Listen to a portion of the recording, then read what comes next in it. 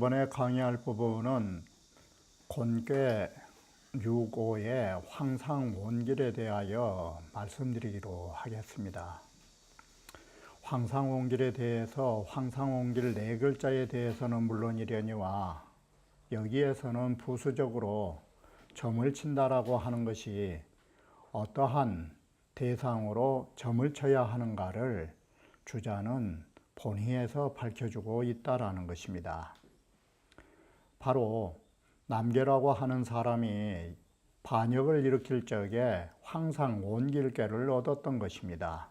점사로만 보면 그 반역의 일이 크게 길하다라는 뜻이 되지만 우리는 주역에서는 항상 유시덕, 유시점이라는 것을 잊어서는 안 되는 것입니다. 이러한 덕이 있었을 때 이러한 점이 상응한다라는 점을 놓쳐서는 안 되는 것입니다.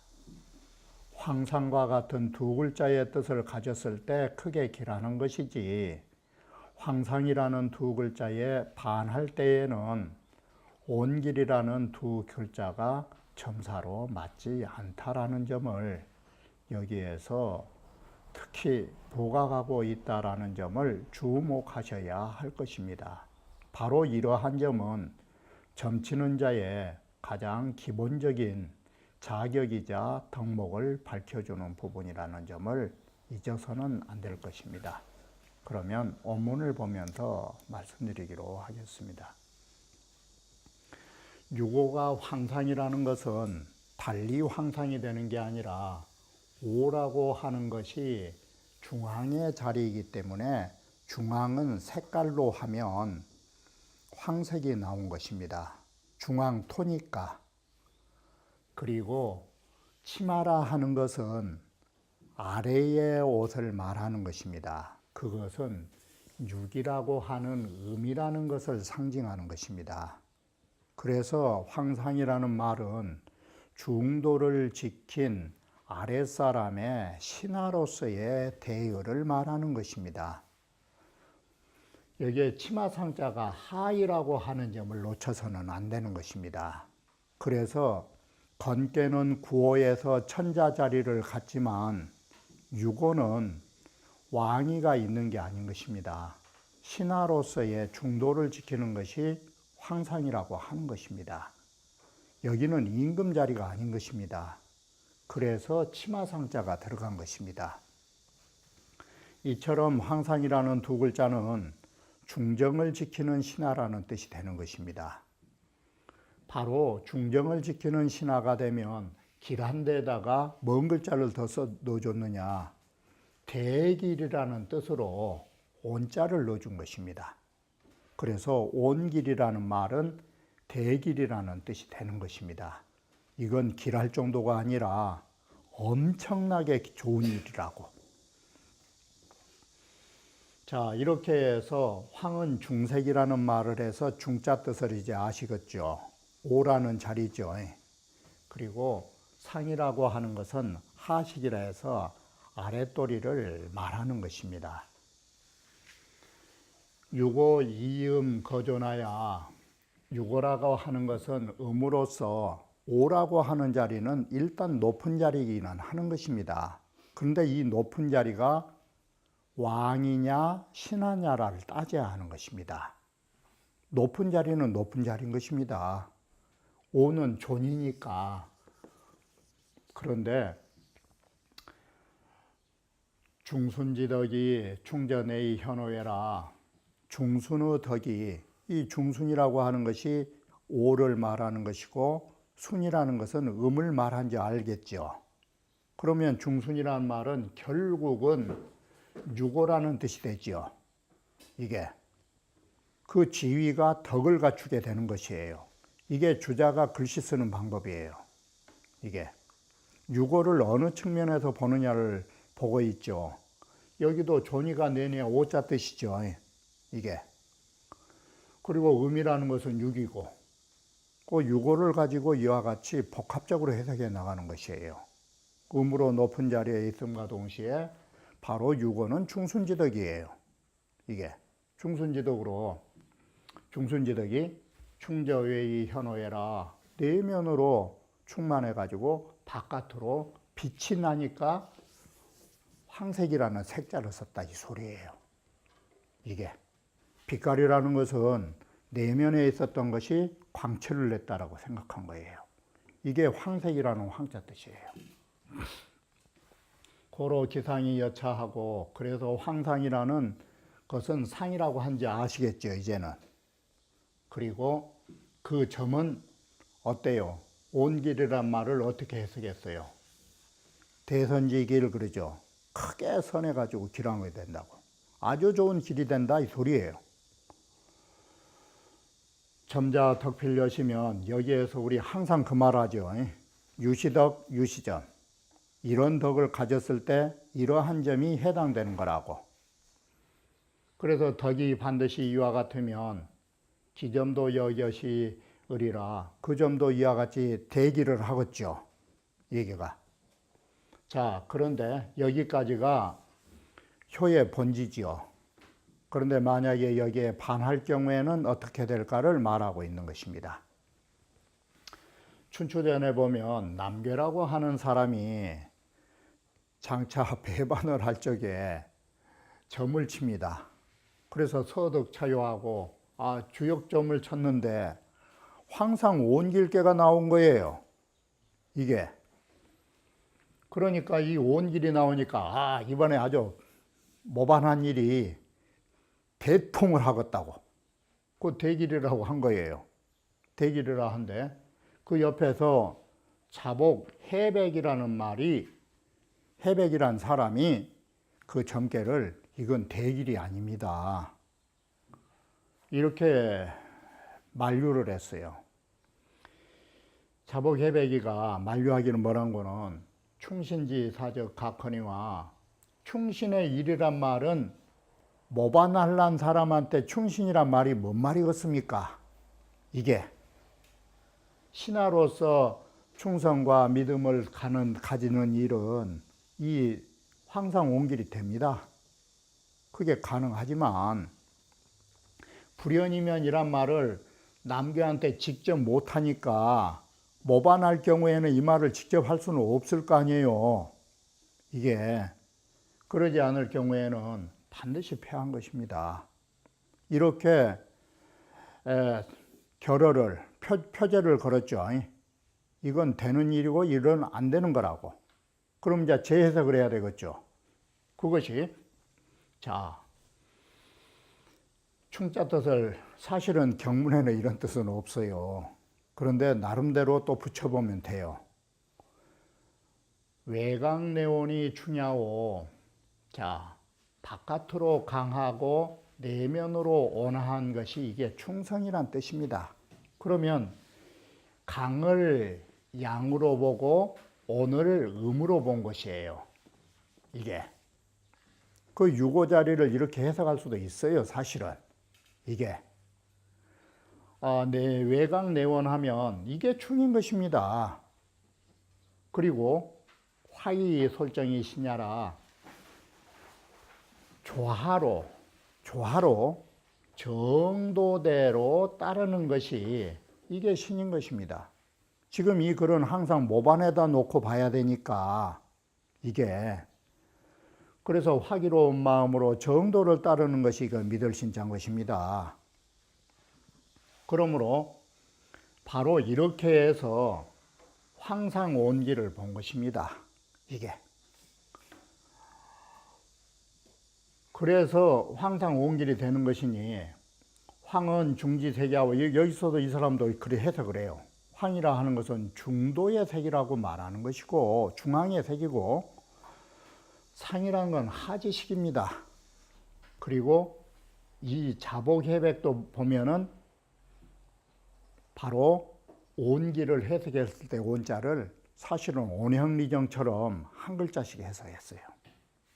그러니까 공자 당시 이전부터 온행리정이라는 것을 가만히 그걸 해석해 놓은 것이 춘추전에 나온 거 보면 한 글자씩 해석한 것이 많아요.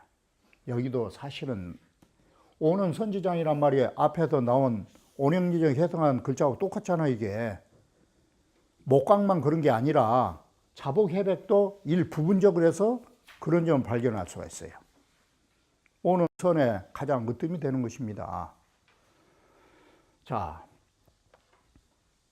중불충이면 중도로 해야 되는데 중심이 충성을 못하면 부득기색이요.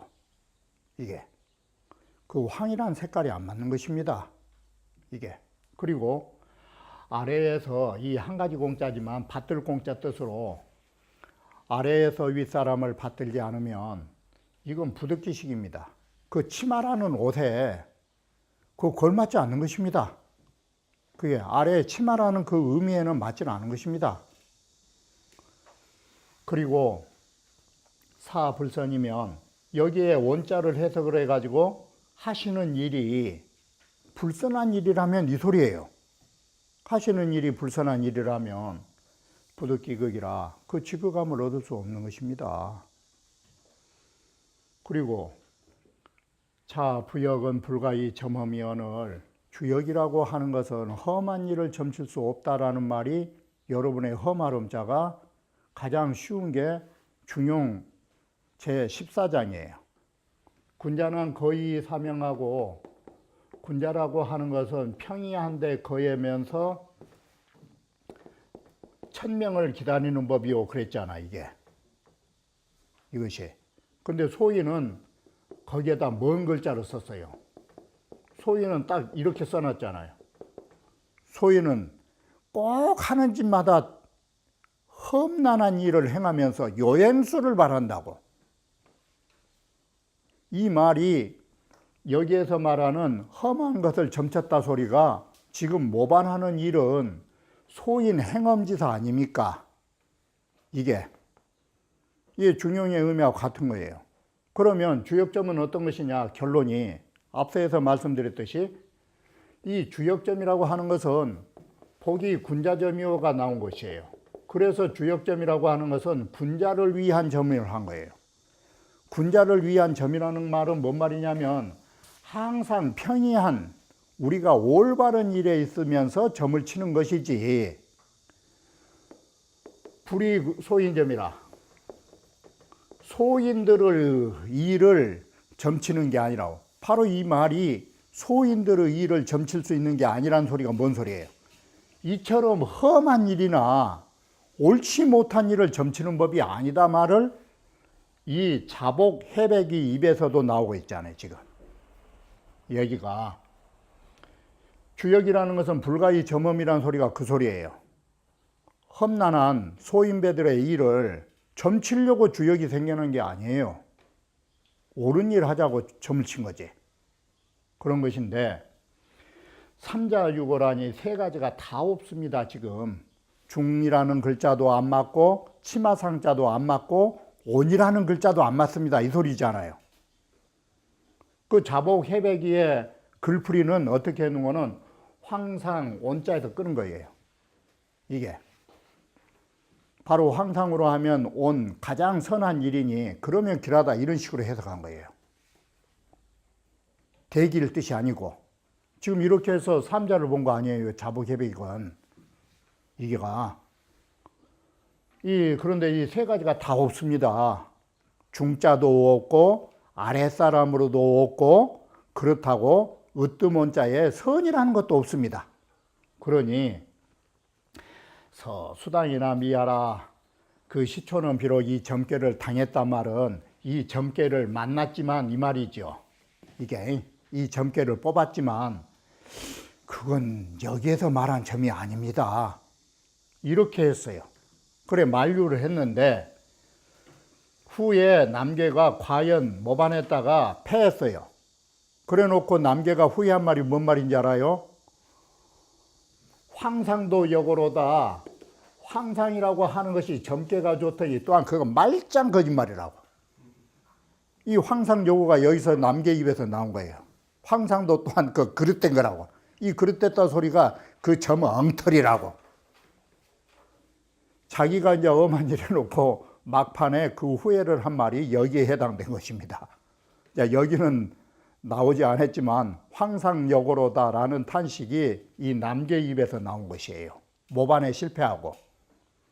그러니 여기 이것으로서 우리는 여기에서 뭘 볼 수 있느냐. 주역점이라고 하는 법이 어느 사람을 대상으로 하고 어느 일을 대상으로 한가를 우리는 남계의 일을 통해서 볼 수 있다라는 점을 여기에서 강조하고 있는 것입니다. 그래서 결론이 유시덕적 유시점이에요. 이런 덕을 소유했을 때 이런 점괘가 나온다라는 것을 명확히 다시 여기에서 천명했다라고 하는 것입니다. 용산의 시왈. 자, 예전 사람들이 글을 볼 때 어떻게 보는가 하면 건곤계를 합해 보면서 건곤계를 어디다 갖다 붙여봤는 거는 서경의 요전순전과 산모에다 붙여서 이 글을 본 것입니다. 자, 건지구호는 건계에 있어서의 구호라고 하는 자리는 최고의 천자의 자리로 요순의 임금의 자리라 할 수 있는 것이고, 곤지유고는 곤계의 유고라 하는 것은 요순의 신하였던 우임금이나 고요나 기나 직이나 바로 설과 같은 신하를 말한 것이라고 합니다. 곤 유고지응은 제 건지 오하니, 그래서 곤계 유고라고 하는 것은 신하들이 응할 수 있는 자리는 누구냐면 천자야 되겠죠. 그것은 건계의 구호에 있는 것이다. 신하가 응하는 자리는 천자라는 요순이다라는 것이에요. 그런데 건곤상응자는 우리가 이것을 분리해 보면 그러하고 건곤을 합해서 보면 어때요? 건곤의 상응으로 보면, 자, 요순이라는 임금과 고요와 기라고 하는 사람들이 서로 만나서 하나가 된 자리가 건곤상응 자리예요. 건곤상응이란 말을 바꾸면 군신상응이란 말이 되는지 아시겠죠? 그러면 결국 건계와 곤계를 통합하는 꾀가 되는 것이에요. 자, 이렇게 보면 다시 우리 분류해 보면 건지 사업은 건계의 제왕의 사업은 뭐냐? 요전 순전, 요순 이전이 바로 제왕의 사업을 그려놓은 책이에요.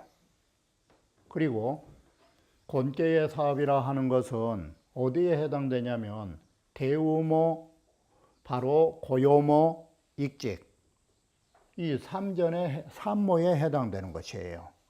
이게 바로 우서에서 나오는 이전산모라고 하죠. 이전산모를 군신으로 보는 것이에요.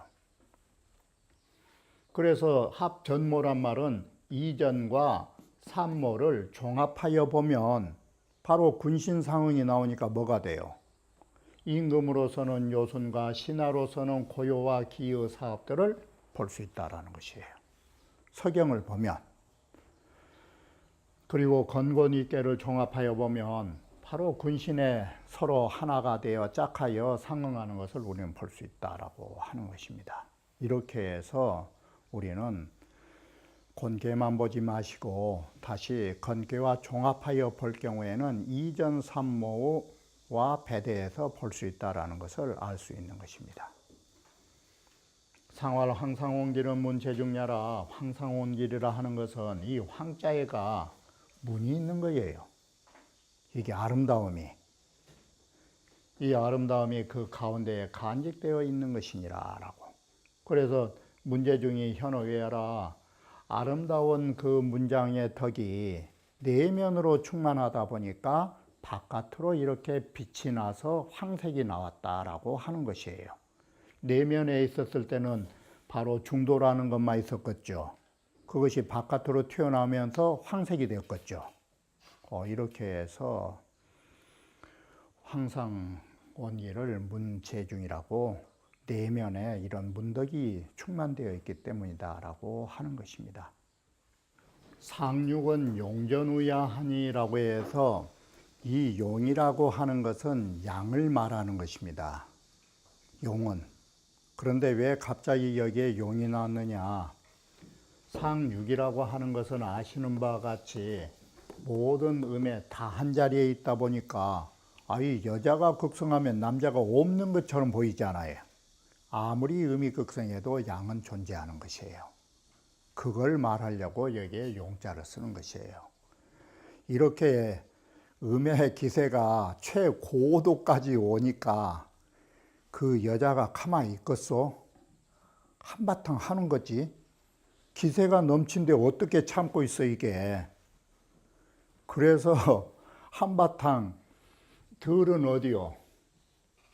바로 이 땅이 대지가 곤깨가 대지이고 그게 들판 아니요. 바로 이 말은 나쁘게 말하면 싸움을 해도 어디서 싸워야 이기겠어 남자가. 절대 친정 가서 싸우면 안 되는 거예요. 여자가 득세할 수 있는 곳에 가서 싸우는 것은 그건 멍청인 거요. 그게 친정 가서 싸워? 그 남자 그 뭔가 한쪽 머리가 그 횡 빈 사람이요. 그거 거기가 싸울 자리로 싸워? 근데 여기에 들판이 어디요? 이 어디가 우위를 점하고 있냐고. 이게 고뇌 자리예요. 이게 기세가 등등한 음이 그것도 자기의 영역에서 싸우면 어떻게 될 것인가를 봐요. 피 터지지. 그것이 기혈현황이에요. 그러면 하나만 피가 터지냐? 아무리 기세등등한 여자라도 둘이 다 터진 거예요.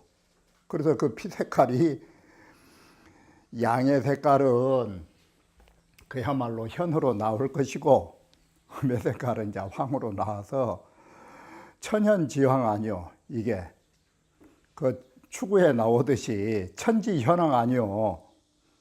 이게 피의 색깔을 말한 것이에요. 그래서 음이 극성해도 양은 존재하는 것이고 음이 극성해서 양하고 싸우면 결국은 둘이 다 피를 본단 말이에요. 이 우리 말로 쉽게 표현하면 그게 그 피가 검은색이요 황색이로다라고 해서 둘 다 피해를 본다 이 소리예요.